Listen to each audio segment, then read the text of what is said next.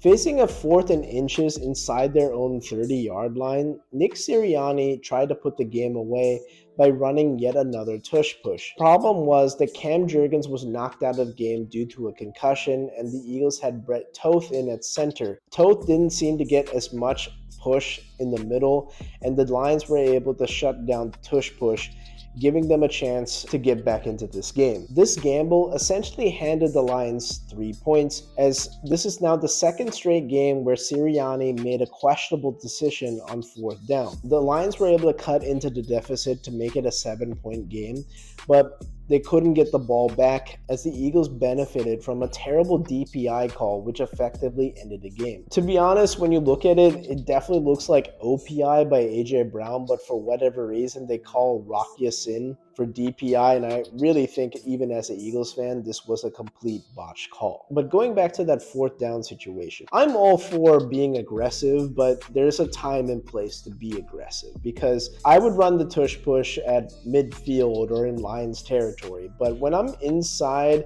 my own 30 and knowing that I have my backup center in there, knowing that it's a 10-point game, and if I don't convert, I basically give Detroit three points. Why not punt it deep? If anything, the punt goes to the 20-yard line, maybe the 25-yard line. At the time, the Eagles defense was balling at that point. The Lions haven't been able to cross midfield for the entirety of the 4th quarter, but instead you hand them the ball right in field goal range, and then you allow them to get back into the game. By kicking it deep, you just make that task even more difficult. There were 3 minutes left at the game at that point.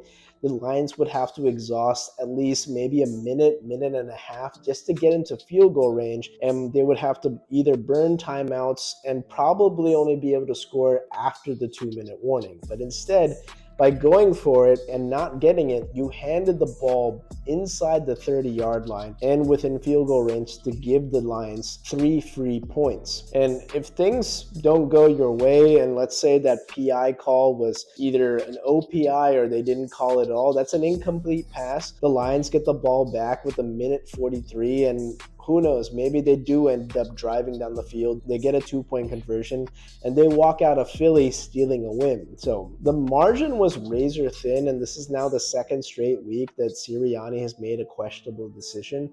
So I really hope that somehow, some way things change heading into Dallas, because this is a lot of weird late game decisions that we're seeing from Nick Sirianni.